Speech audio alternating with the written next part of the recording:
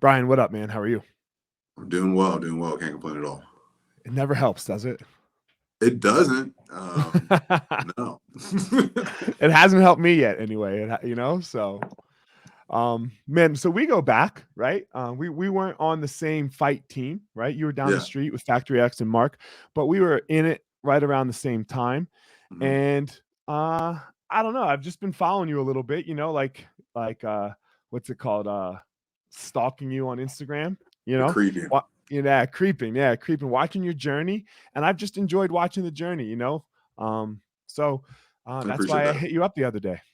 Yeah, thank you very much. Thank you very much. It is definitely a journey, and my mindset and my beliefs have changed and pivoted a lot over the last couple of years. Especially early, man. I've really drawn a lot of inspiration from you and what you're doing. As I well. appreciate And it. so I appreciate you reaching out, man. It meant a lot to me. Cool, man. I appreciate it. I don't know. Like sometimes we were just talking offline. You see people that you are like similar to in some way, and even though Mhm. like we're not best friends, right? We're not gonna Mhm. try to make that argument, but like Yeah. similarities, similarities, and I think that's a big thing that we need to talk to each other a little more rather than Yeah. a little less. 100%. It was funny. I was in my car and I was driving and I just grabbed my phone a little bit as I'm trying to do a little vlog stuff. And I basically said Okay. the same thing. I was like, yo, go to connect with LA Marshall. We've always connected, had a lot of love, mutual respect, and chopped it up here and there. So I kind of thought the same thing. Cool. Man, so that means this is going to be great. Yeah. Tell me about your story, man, because I don't know your story at all, right? I just know Yeah. that you fought. Yeah. So Yeah. No how did problem. you are you from Colorado? What was your early life like? Tell everyone and tell me about it. Yeah. Yeah. No problem. I'm a proud Ohioan. I'm originally from Northeast Ohio. Do you know Grew Mearsmack from there? Is that how you know Mearsmack? Yes. Yeah. Yeah. Okay, And got so it. I'll Got it. tell that story too. All Yeah. right. So No, go me and ahead. Miss Sorry. go back a long way. Um, so yeah, I grew up in Kent, Ohio, which is the same city as Kent State University, a small, Mac school. Mm-hmm. Football town with a drinking problem. Was a football, wrestling, track kid, and was fortunate enough to get a Division II scholarship to play football at Walsh University in Canton, Ohio, which is the same city as the Pro Football Hall of Fame. So we played all our games with 2 to 5,000 people in a 25,000 person stadium meant for the NFL. But it was cool. I did my undergrad special ed. Upon graduating in '06, I'm 37. I took a grad assistantship at the University of Akron, where I was a Division I strength and conditioning coach working with D1 athletes. And I thought I wanted to be a D1 like football strength coach and Okay. basketball guy or something. And then I was like, these guys are really entitled, and I don't like this at all. I enjoyed working with athletes, but like I had way more fun with my baseball guys, women's soccer, tennis, rifle, than like the people I thought I was like, you know what I mean, as far as the football athletes and whatnot. So um, this was like '06 this was '06 and I was going to grad school. So as you know, the Ultimate Fighter is blowing up, at that time. I'm Right. seeing MMA. I did karate growing up. I did Ishinru karate and wrestled in high school. And I always thought in wrestling, like, if I could have punched that guy, I might have beat him, but I couldn't. He's a better wrestler than me. I started wrestling in my 8th grade. I was basically just a football guy with a double leg, and I learned a few Right. throws. So started MMA in '06. Went 4-1 as an amateur. In Um, Ohio. yeah, in Ohio. In Ohio, Okay. fought for a team called Instigator Fight Team. Shout out to Terry Blackwell and his team in camp. And then quickly realized I needed like some larger training partners. And I did most of my training in Ohio at Strong Style MMA, which is home to Steve Miocic, Forrest Petz, Jeff Cox, Dan Bobish, some other old school UFC guys. Marcus Marinelli is an outstanding coach, more of like a boxing, shoot fighting kind of gym. Mm-hmm. We didn't always train the smartest, but we trained pretty hard. Nobody trained the smartest back then, bro. There was no you just fought every day, right? You did strength and conditioning, Yeah, you had wrestling practice, and then you fought. yeah, yeah. I remember my first time going up to Strong Style. I was training at another gym still, and I went up there and we were boxing. And then afterwards, Marcus was like, "Okay, we're gonna do leg conditioning." And his legs are hard as rocks. Like he's just kicking us because he's like, "I'm Right. seeing if you really want to be here." There's no smart training. Yeah, I just remember Yeah. leaving and being like, my buddy, I was like, why do we do leg conditioning after boxing? Right. You know? I mean, it was just see how many concussions you can't get in 1 week. Yeah, well, let's see what Yeah. happens. And Yeah. we'll tell you the stories of like what it was like training with like a young Steve Miocic? Like I'm sure. No. it was fun, but no, it wasn't. Yeah. Dude, I feel you, man, because for us, like literally we fought. you know, like Yeah. Shane Carwin never Yeah. came to like practice days. He only came to sparring days. Yeah. And fuck it. Yeah. Like, What are you going to do? Because, what are you gonna like in do? those 10 exchanges, like you're going to, whether it's grappling, striking, or whatever, let's say there's 5, like you're going to feel good about those 1 or 2. Like you're going to get some things, but bigger, faster, stronger apply. Oh yeah. Oh yeah, for sure. I remember Shane threw a punch. I know he had gotten me down. No shocker there. Yeah. And he threw a punch, and I was moved my hip and head out, and it hit the mat, right? Yeah. And the whole fucking cage shook. And I was like, "Yo, dude, it's fucking practice. Yeah. What are you doing?" He was like, "Oh, my bad." And I was like, I got to get to the fight. I got stuff to do Monday.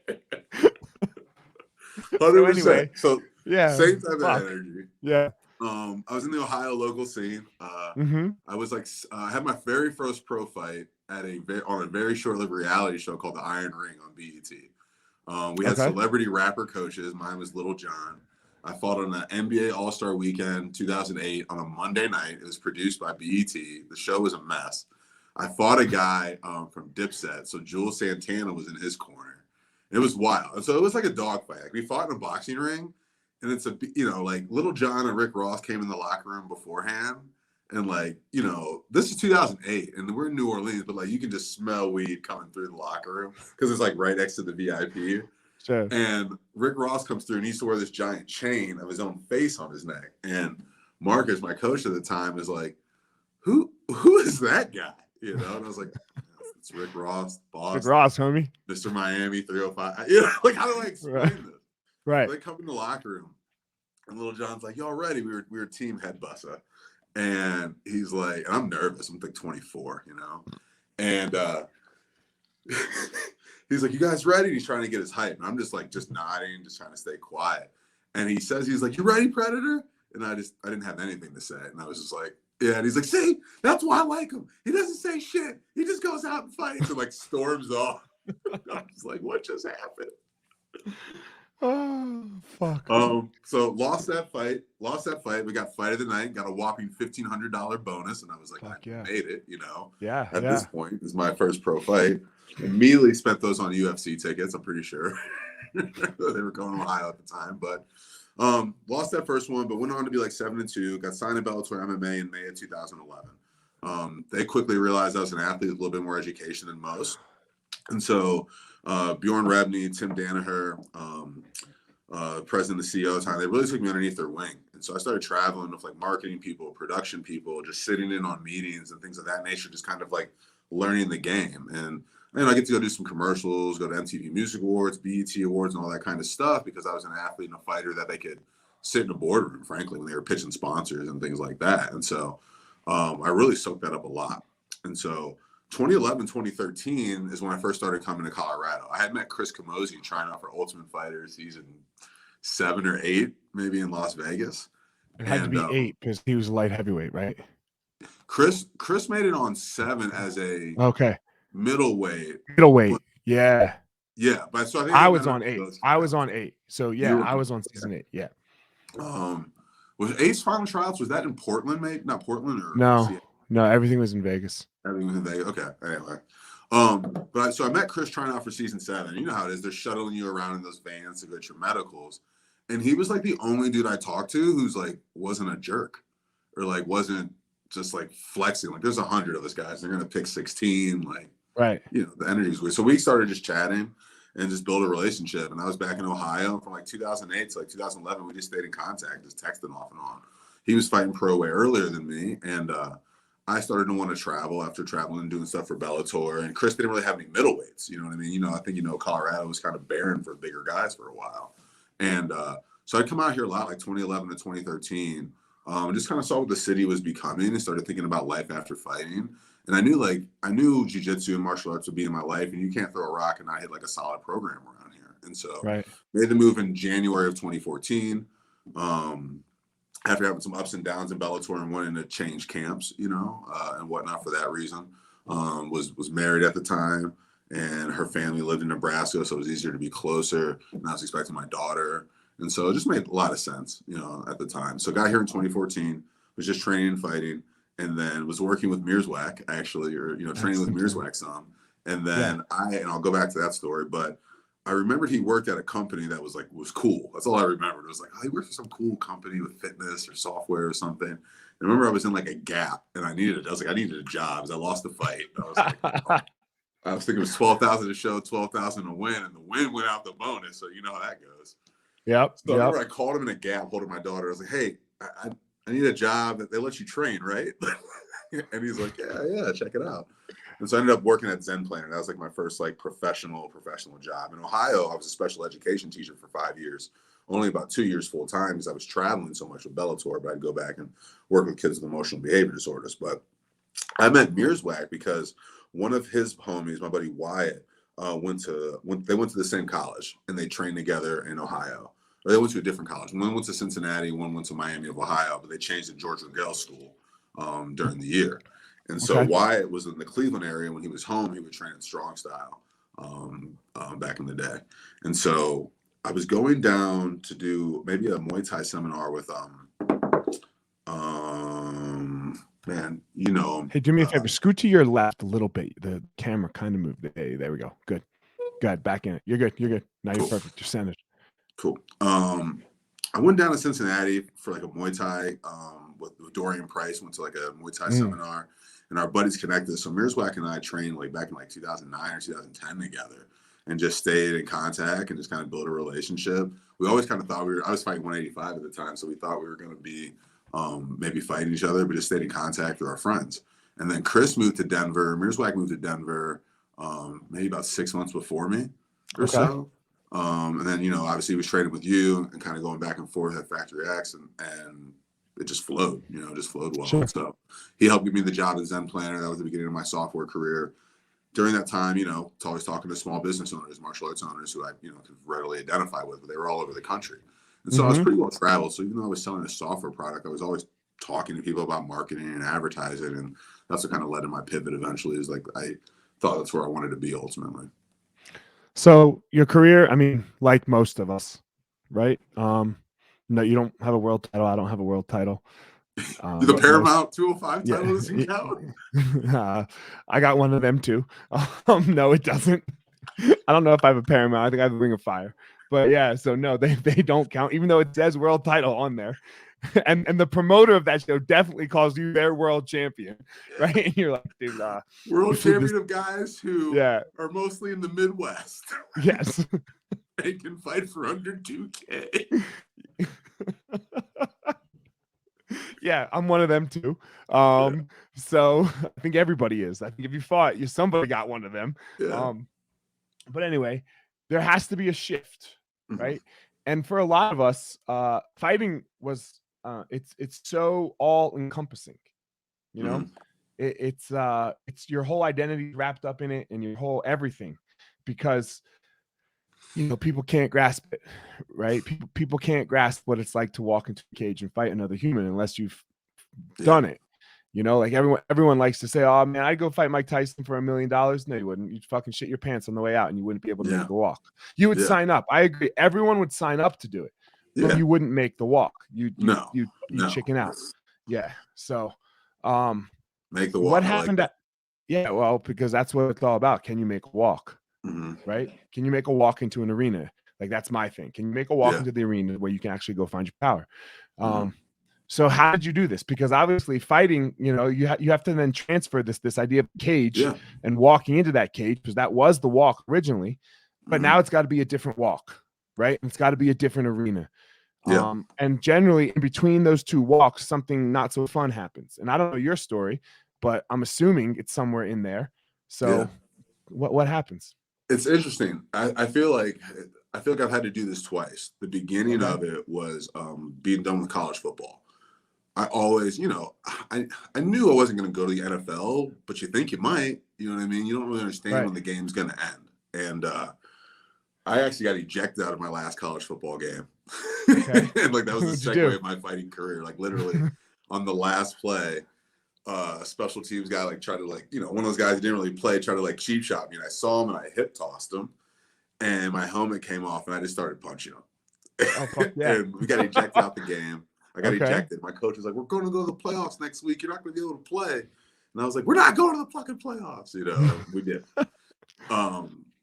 But I hit a big, deep depressive standpoint. I was very depressed. And I had going into my senior year, some friends of mine were involved in a car accident. One of them passed away. And I was the first one to get that call and like responsible for calling all, coaches, teammates, like was the first people who know that he died. And I just carried that on me for a long time, So then football ends and that's what I'm trying to figure out MMA. But in this case, like, it was kind of the same thing again. Like, what's the hardest thing you can do after playing college football? Fight people, as MMA got done and wrapped up, I wanted a challenge. I knew I enjoyed business and connecting with people and helping people, but what's the next hardest thing you do? Entrepreneurship, all in. And so that was the pivot in a way of like, I love marketing. I love storytelling. I always enjoyed as an athlete, like getting to understand the athlete's real story and those human elements. And so I got into marketing and advertising to help people, help inspire people and storytell basically, along with connect and whatnot. So that was the pivot of what kind of drove me. But I think I went into entrepreneurship because I wanted that challenge. And I think in a different way, shape, or form, I probably wanted that title or badge looking back. Right. It's hard. Mm-hmm. Mm-hmm. It's a very difficult. So how did it go? How is it going? Yeah. How did it go? Yeah. It's it's a marathon. It's a legit marathon.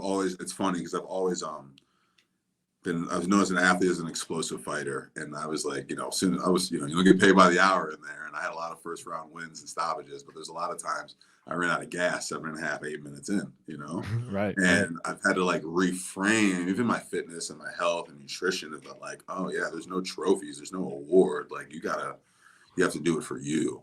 And so, in that reframing, so in 2017, I started an agency with a partner who used to work at the big agencies in New York, Madison Avenue, all that kind of stuff. And we ran pretty successful for about 3.5 years, but frankly, I kind of had different values and beliefs.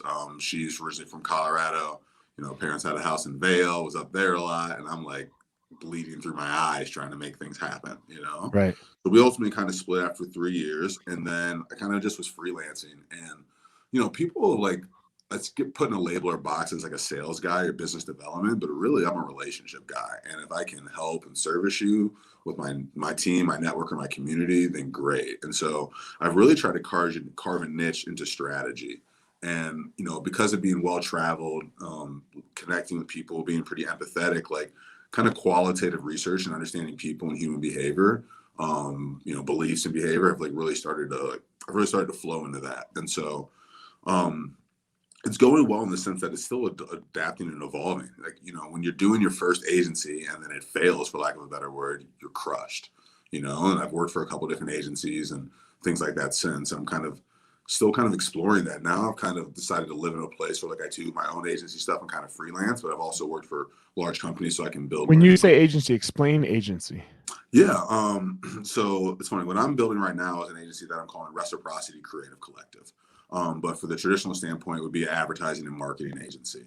I myself specialize in branding and strategy. Basically, how do you want to present yourself? How do you want to show up? How do you want to hack attention to your unique selling properties and things of that nature? So now I've been able to reverse engineer success by building an agency through individual relationships.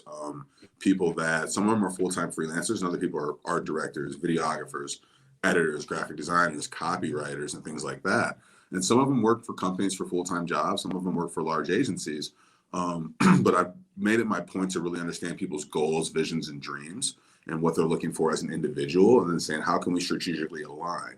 And so I've been able to do that and then be able to now produce, for lack of a better word, underpriced creative resources for businesses and brands.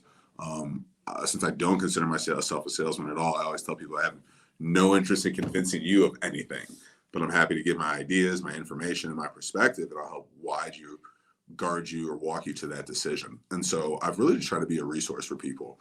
And, we have the ability to create and make. And so it's been fun in that element. It gives me the opportunity to serve, just like I did as a teacher and as an educator. And, growing up, all my best role models, my parents were great, but were teachers, coaches, and educators. And so I look at it now in the stage of, kind of mix between small business and medium-sized business, all along with personal brands of getting to help and serve and help people grow.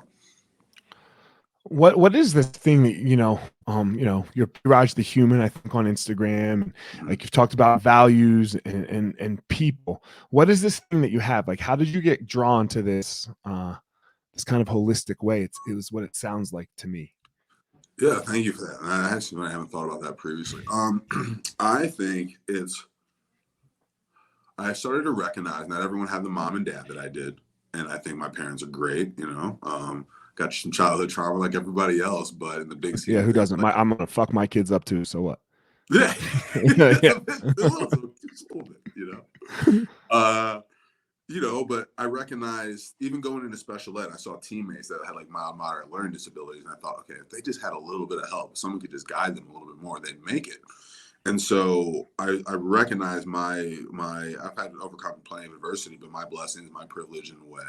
And I've looked to reverse engineer success and give back. And then also to let other people know, it's hard for other people to trust people. And I never really realized that until later in my life that like, oh, not everyone had the same background as me. Like, that, but you don't know it until you really start talking with people and communicating with people and you're hearing the Dude, stories. it's so crazy, right? It's so crazy, man. I have this fighter, Montana, Mm-hmm. and like, and she and I are very close. The other Mm-hmm. day, she had a session with Vinny, her striking coach. That's her striking coach, and Vinny's crazy busy right now, right? He's selling his one business, moving out of the house, like, oh my God. And then like they had that session. She lives in Texas, so she was only here, she was here for the week. And man, it went to shit for him that morning, and he didn't call her, and he no-showed, and she and I, what's that? As a fighter, you're like, what's happening? Yeah. Right. Well, so I see her later in the day, and she tells me this. I'm like, well, what happened? She's like, I don't know. And I'm like, well, what do you mean you don't know? She's like, I was like, didn't you call him? And she's like, no. And I was like, what? Like, because look, it's just who she is, right? Yeah. She has a different life experience than me. And it made me think of my wife, because my wife's the same thing. If someone no shows my wife, she doesn't like go to this, where are you type thing. She goes to this, I must not be good enough for you, because of her life experience, and where I'm like, that doesn't even cross my mind. I'm like, yo, something happened to you. So let me call you to make sure you're all right. You good? Are you all right? And then like, whatever, you forgot, something came up, So it's so interesting how you said that, because no one's playing with the same deck of cards that we are. But when we make these assumptions of how people are going to react to a situation, we're making it from our deck of cards, not their deck of cards. Yeah. And like, man, it's wild. You think about beliefs, patterns, people that are preconceived to things, like I said, trauma, just how people are preconceived and what they've been taught. Everyone's in the same game, this game of life, and they've gotten brought there with some of them just got plopped here, like, well, some of us were playing Monopoly, and then we got shoved into fucking dominoes, right? Yeah. Like, it's still a game, but you're not even almost playing the same game. It's craziness. I'm a personality who, like, very often I will be, it happens almost on the weekly or bi-weekly, where I'll connect with someone fairly new and hear a wild story. Like, I've kind of stepped into my gift and purpose where like people are pretty comfortable like sharing and being vulnerable with me. And they're not really sometimes even like my good friends. I'm talking about like strangers at networking meetings, right. Like I met somebody a while ago at a food thing. And then like we had a good time, hung out with a couple other people. And then a week later they were like, hey, I'm confronting my abuser from a sexual assault thing, and I have to file charges, and I'm going to meet him at this restaurant. Will you be there? Known him for 5 days. I'm like, all right, I'll be there. Called another buddy who's bigger than me. So, let's hang out, see how this goes. It's funny because we definitely go there too. All right, I'm going to call somebody else who's bigger than me, and to make sure that this goes okay. Yeah. All right. But I've recognized that, and it's not to quote it's a Spider-Man reference, but like when with great power comes great responsibility. Like I know I have an energy about me. I know that I'm charming. I know that I'm persuasive, and things like that. And so it's like trying to live a better value, purpose, and intent. So like that's always on the up and up, and then for the good. When did you learn this? When did you really figure that out? Because for me, it was just recently, of how much my word and like my action you know, can truly affect somebody. Like, because I feel like I have a similar gift, you know, Yeah. like I have a similar gift, and people are like, yeah, they listen, you know, they listen to when you speak. Mm-hmm. So when you speak or when you act in a way that's slightly out of character or out of alignment, it can Mm-hmm. truly affect them. And Yeah. that is a great responsibility that it sounds like you carry as well. Yeah, I try to. I try to. So a lot of it comes from just, I think I've always had it. I've always been kind of captain, leader, being a sport guy, always kind of Mm-hmm. had that. But I always wasn't the most popular person like in high school and things like that, because I've always believed in what I believe in, and seen things kind of for what they are in the time and the moment, so how high school is and the pettiness of it and things of that nature. But I think integrity and authenticity is something that's always just kind of radiated with me. And then now, I think I've used that in terms of like sports and, motivating my teammates, which is, we all want to win, but I want to win. You know what I mean? So it's in a weird, I don't know. You know what I mean? I don't know what that means, but I can't grasp losing either. yeah, Like it's beyond. I mean, like I can grasp it because I've lost plenty, right? As have you, right. but I can't grasp like not doing everything possible to try to win, whether I am playing fucking Monopoly or anything else that I'm doing. I just don't understand it. Yeah, it's like we've all had ups and downs, even with that, with things in Yeah, life. But like, man, I'm hyped on the yeah, daily. Like I have ups and downs, and I'm frankly diagnosed with depression. But like I'm hyped for the most part of like life and just like things that are happening, and even gratitude's carried a long way. What I've do had you a do lot to of stay ups and hyped? Because downs over the it's a last couple of years and practice. things like that. Hyped is a practice, right? Like, so it doesn't, like for me anyway, because I'm diagnosed anxiety.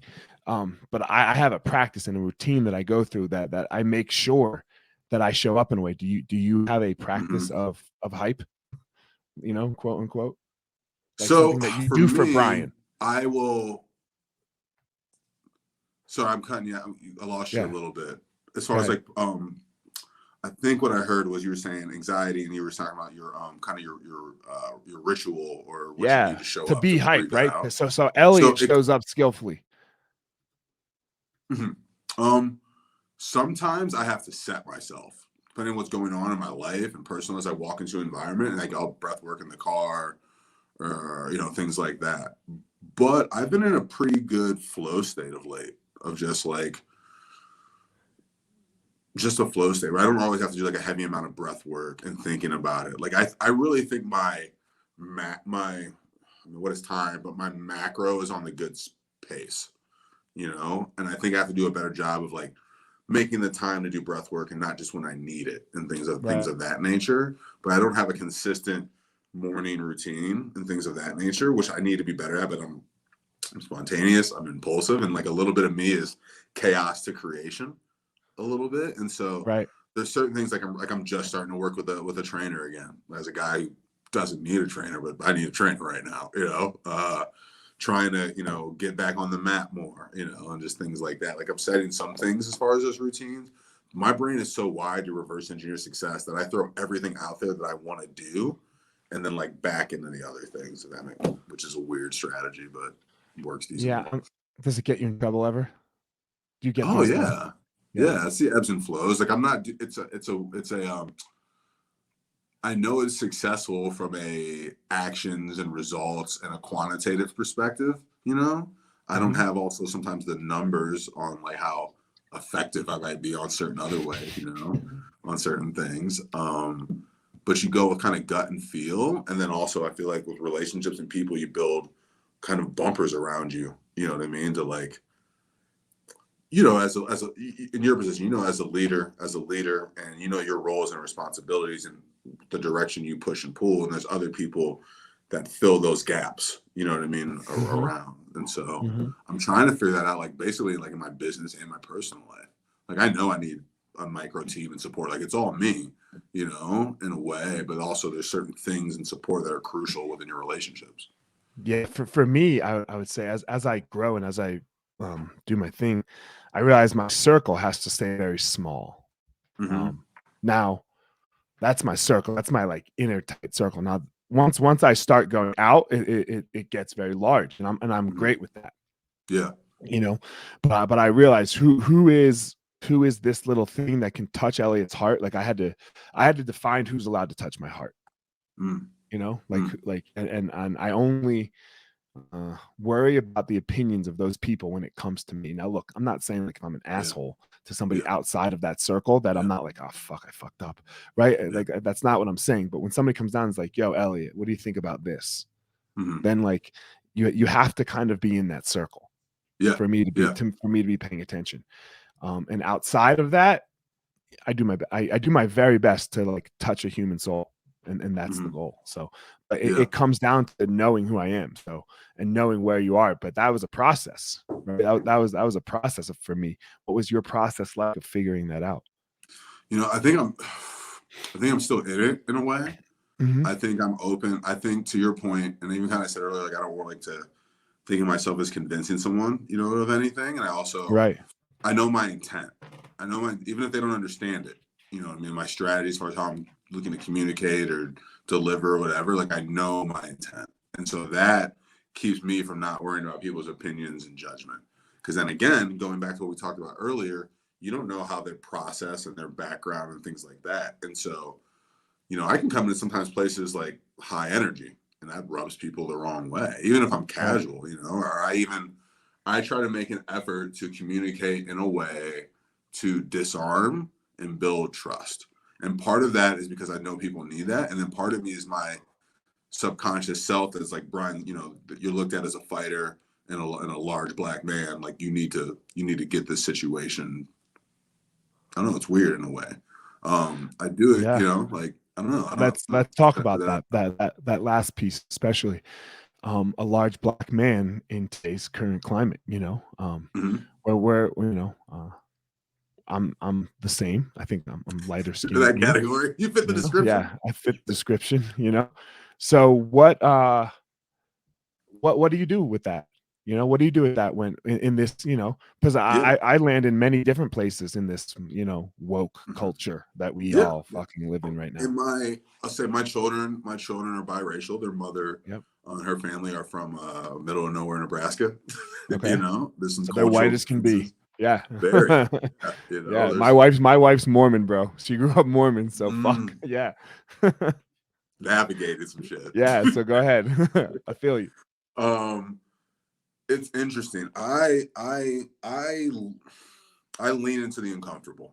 And if you're around me, sometimes I'm going to force you to lean into the uncomfortable too. So when I, for lack of a better word, if even if I'm walking in like a gas station and I see a guy who like, I'm going to typecast. Let's say he just seems really Trumpy, for lack of a better word. You know what I mean? Like that? I go out of my way to address those type of people and say, hey, how are you today? Me too. Speak. Yep. I go out of my way, you know?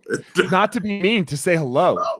Yeah. Say hello. Yeah, I'm not being a dick. I want to see how you're going to react to me. Yeah, what's that energy? Yeah. You know, protect that energy. Yeah. And I do that with good intent. So in my mind, I'm thinking like, you know, maybe hopefully they'll get home today. Like, you know what, Jan, they were pretty nice fella I met today. Look, I'm not gonna lie. I go into it with 99% good intent that it's gonna go well. And I go in with a little intent that he's gonna say something fucked up and you get to beat his ass. Right? Yeah. Like I won't lie, man. I won't fucking lie. I go in with 99% good intent and 1%, I'm like, I hope this motherfucker steps the wrong way. Yes. In a similar different way when you know, when things started blowing up at some point, whatever your definition of blowing up is, I began kind of getting back into fitness. And it was also a little after the death of Ahmaud Arbery. And I was like, I need to get back running and moving. But I started running at night. Like I would run at Wash Park at like 10 p.m. Tired and not in good shape. Like, I wish a motherfucker would. Like, and I was like, why am I? And my parents would even like, Brian, why are you running at night? I was like, that's the only time I have time. And they're like, I think you can. But there's 1% where you're like, I wish a motherfucker would. Yeah. So,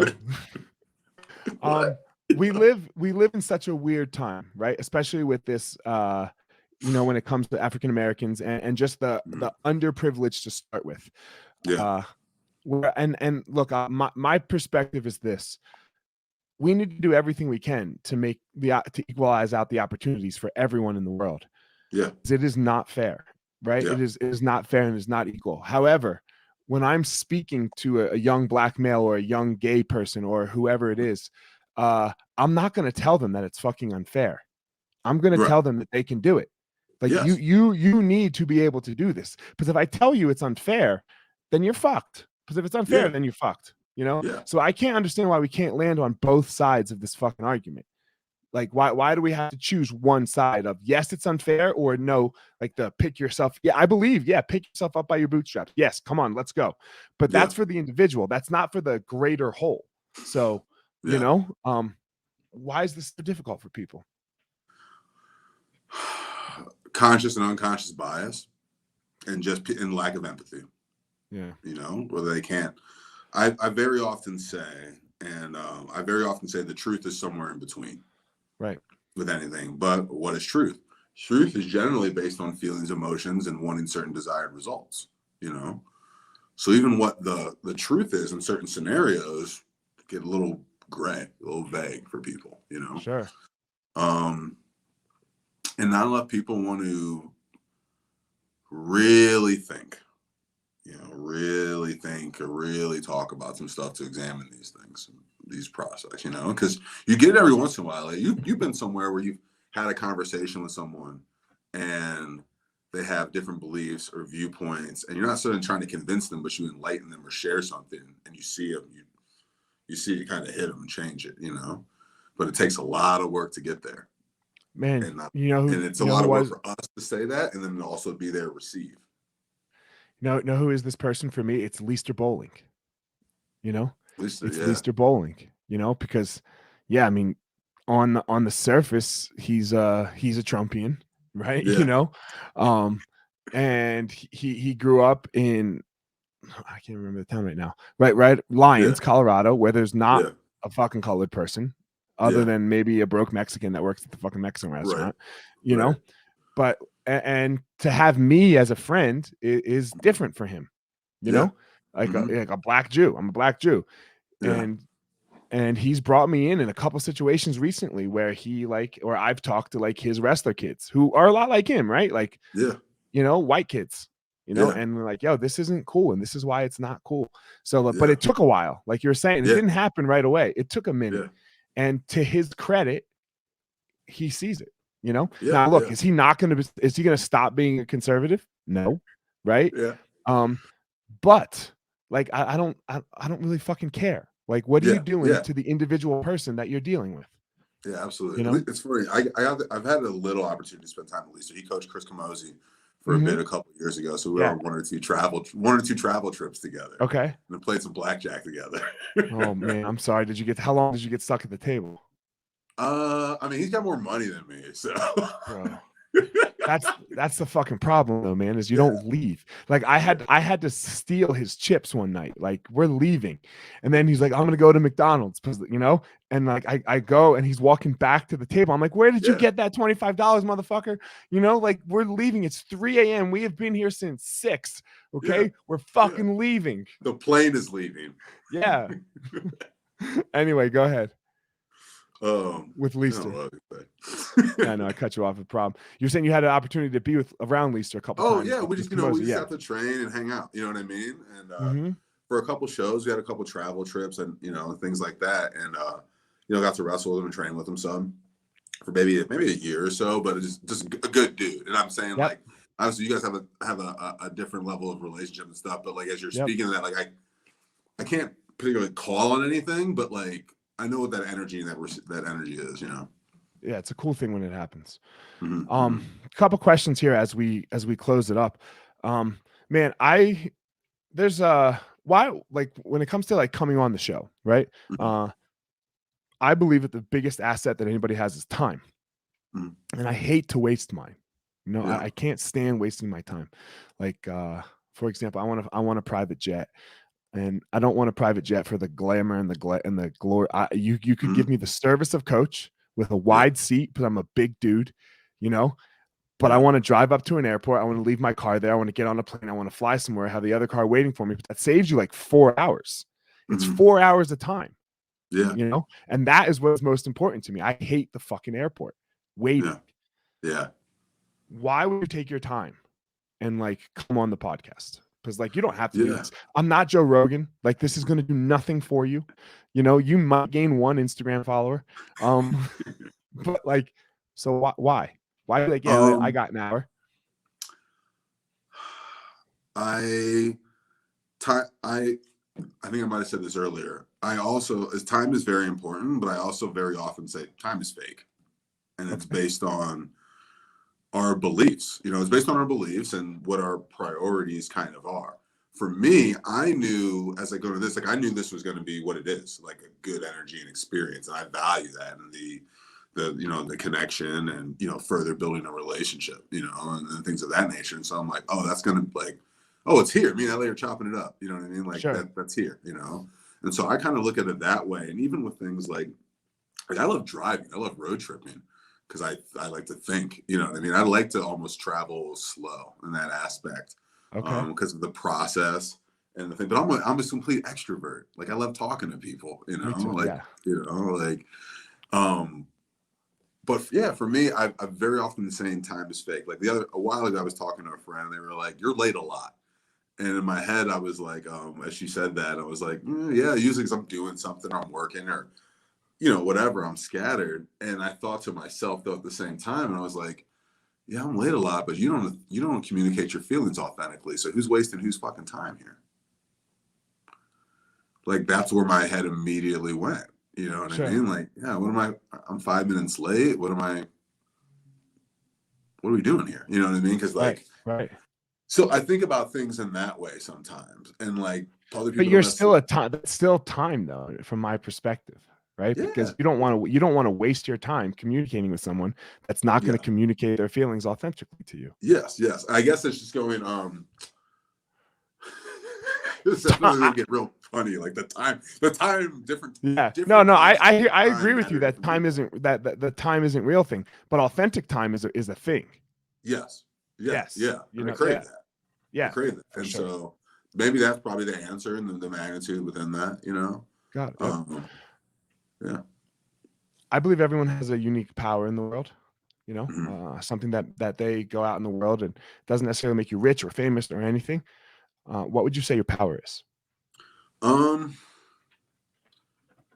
think it's I'm going to kind of just ruminate and say a few things. I've been trying to figure that out, and I really want to figure out. I really want to get down to my purpose with our mutual friend Aaron Weed. I really want to hit the dig and do that process. Yeah, I saw that you hooked up with Aaron, huh? Fuck Yeah, I so love Aaron. Ryan Harris connected me maybe last year. So you know Harris Ryan too? Ryan's my guy. Ryan's one of the first Dude. dudes I felt genuine like love for when I got from in Denver. Who was like when I like Ryan emailed me 2 jobs at Notre Dame yesterday. He was like, "Hey, are you interested in these?" Like, Dude, Ryan Harris is my fucking homie. Yeah. She connected me and Ryan. So We're the ones Ryan who came up with. All right, we're the ones who he came up with this term Obama Black because his dad's what black and his mom's white too. So we call each other we're Obama Black. You know? Yeah. I like So, it. you know, your kids are Obama Black. Yeah. So I fucking love Ryan and I love Aaron. Fuck yeah. Yeah. Oh man, that's awesome. So I did a dig with Aaron. But go ahead. Yeah. Tell me about yours. And I want to. I knew Ryan Yeah. had. You know, I just haven't got there yet, but very much want to. So but my word is power, so that's why I asked this question. Okay. I think I'm gonna ruminate on it. I haven't distilled it down to that word. I think I'm here. Have you ever done like a human design or like your gene keys or anything like that? These kind of like somewhat astrological, but they say everyone has a life path or their own DNA encoded. And mine is very much to lead, to inspire, I think to instill belief. I'm an idea guy, and it's inspires to help eliminate fear. It's to help people. I haven't figured it out, but I just know I'm on that path within like the things that I'm doing and putting my energy into. But inspire, create, help facilitate human connection, belief. Do it. Do the dig, because the dig, she changed my life. Yeah. You know, like she not changed it, but like she opened it to a different perspective with this power thing. Yeah. that she gave me. So go do the dig. It's worth it. It's worth Appreciate it. that. Appreciate that. So, all right, man. I appreciate you coming on. Tell everyone where they can reach out and find you. Yeah, I appreciate it. So my Instagram is braj the human. Obviously, people know from my if you're watching this because you're involved in MMA or you're hanging on to that version of me. Braj the Predator was the nickname for a long time. I started growing my first set of dreads in college. Had 3, so since I've cut them because I've got them pulled once in a fight, and then other times just stress. But anyway, Braj the human on Instagram. I'm really excited about a new agency collective I'm building called Reciprocity Creative Collective. And then that's not on social media. But then I do have a media brand that I'm working on called Brands That Get It. And kind of the idea behind Brands That Get It is to really tell the stories of the humans in front and behind the scenes of the brand and companies and businesses and brands that are doing cool things. Obviously, the term that gets it can mean a lot of things. It could mean in terms of their content and their messaging, maybe something cool or creative they're doing, maybe something they did for the community. But we're kind of looking at doing content, videos, information for people, personal and professional development stuff as well. So, yeah. Hell yeah, man. Well, I appreciate you coming on. Guys, go grab your Gospel Fire shirt. There's many. Go to elliottmarshall.com. Everybody can grab their shirt. Hit shop. And as always, Braj, Brian, has his own unique and special gift that he gives to the world. And I have my own unique power that I give to the world. Don't go out there and try to be Brian, and don't go out there and try to be me. Go out there and find your power, everyone. Well said.